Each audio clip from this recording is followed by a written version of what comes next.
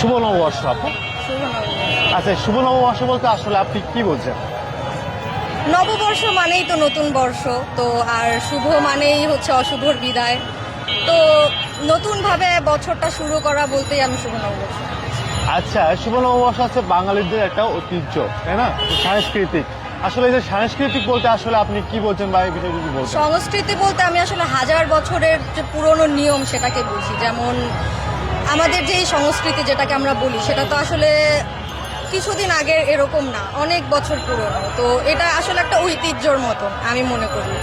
তো এই যে বাঙালি সংস্কৃতি বলতে আমরা বুঝি যে আমাদের গ্রামীণ জীবনধারার যে ঐতিহ্যগুলো ছিল, নিয়ম কানুনগুলো ছিল, সেগুলোকে তুলে ধরা বা সেগুলো যেন হারিয়ে না যায় আমাদের মাঝে থেকে, সেটার একটা প্রচেষ্টা। আচ্ছা, এই যে হাজার বছর আগের যে ঐতিহ্যটাকে আসলে আমরা ধরে রাখতে পেরেছি কিনা? না না, সেটা তো আসলে ঐতিহ্য ধরে রাখার বিষয়টা কি, ধরেন ঐতিহ্য তো আসলে চেঞ্জ হয় টাইম টু টাইম। তো এখন আমরা হাজার বছর আগে যেমন ছিলাম, এখন অবশ্যই সেরকম নেই, সামনেও সেরকম থাকবো না। সময়ের সাথে সাথে আমাদের চেঞ্জ হতে হয়, আমাদের লাইফস্টাইল চেঞ্জ হয়। তো সেটাই তো, আমরা চেঞ্জ হব, তবে আমরা আমাদের যে রুটটা ছিল সেটাকে আসলে ভুলে যেতে পারি না, এবং সেই প্রচেষ্টা থেকেই আসলে সংস্কৃতিটাকে ধরে রাখা।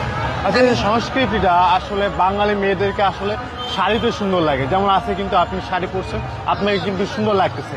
আসলে বাঙালি মেয়েদের কিন্তু কাছে কিন্তু শাড়িতে খুব সুন্দর মানায়। আসলে এই শাড়িটা আসলে মানুষ এখন বাঙালি মেয়েরা এখন ব্যবহার করে কিনা বেশিরভাগ বলবেন? হ্যাঁ, এটা আপনি আসলে দেখতে পারবেন, এখন কিন্তু শাড়ির ট্রেন্ডটা খুবই কমন হয়েছে আগের তুলনায়। কারণ আগে যতটা ছিল, এখন আমার মনে হয় যে শাড়িটা দিন দিন আরো বেশি মানে কমন হয়ে যাচ্ছে, ট্রেন্ডি হচ্ছে। তো হ্যাঁ, আমি মনে করি যে শাড়ির ট্রেন্ডটা এখন কমন অনেকটাই।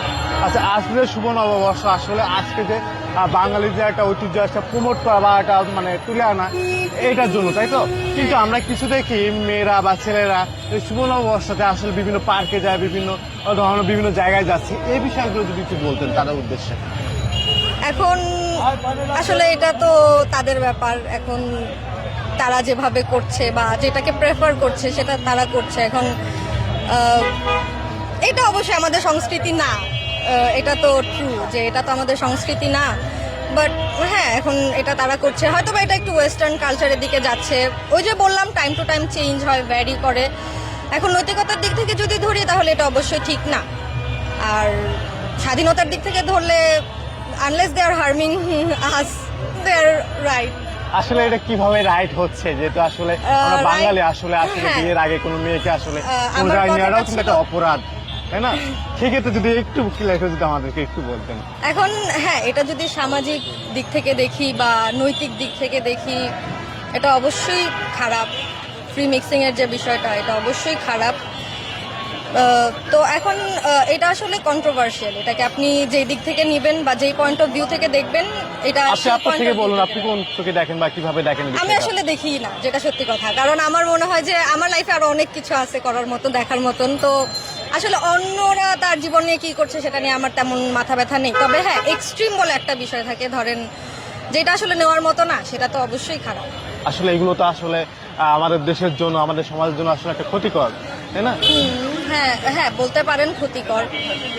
তো আসলে এই ব্যাপারে আমি আর বেশি বলতে চাচ্ছি না। এটা আসলে যারা সমাজ সংস্কার করছেন তাদের ওপরে আমি ছেড়ে দিতে চাচ্ছি, কারণ এগুলো আসলে আমাদের দেখার বিষয় না। আমরা যতটুকু করতে পারি যে আমরা আমাদের জায়গা থেকে হয়তো বা ভালো কথা অথবা খারাপ কথা বলতে পারি, দ্যাটস ইট। এর থেকে বেশি আচ্ছা, তো আর আরেকটা কিছু প্রশ্ন বলার নেই। হচ্ছে যে আমাদের যে সাংস্কৃতিকটা আসলে এটা দিন দিন আসলে বিলুপ হয়ে যাচ্ছে, এর পিছনে কারণগুলো কি কি যদি একটু বলতেন।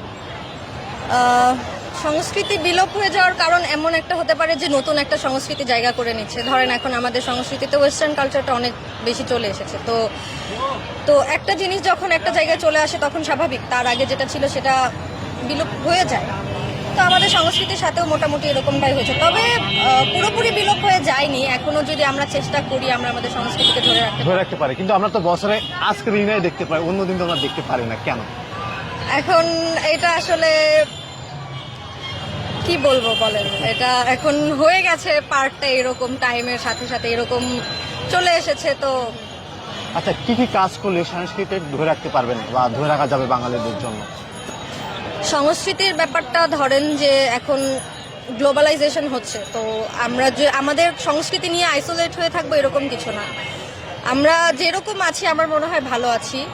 প্লাস আমাদের যে সংস্কৃতিটা আমরা সেলিব্রেট করছি, ঠিক আছে, আমার মনে হয় যে আমরা পৌষ সংক্রান্তি করছি, চৈত্র সংক্রান্তি করছি, ফাল্গুন সেলিব্রেট করছি, আমরা কিন্তু আমাদের প্রত্যেকটা মানে নবান্ন সহ সবকিছু আমরা সেলিব্রেট করছি। তো আমার মনে হয় না যে এটা আসলে ডে টু ডে লাইফে আমাদের করতে হবে। আমরা যে সেলিব্রেট করছি, আমার মনে হচ্ছে যে এখানে আমাদের সংস্কৃতিটা এখন আমরা ধরে রাখতে পারছি। ধরে রাখতে পারছি। হ্যাঁ, ধন্যবাদ আপনাকে। Thank you.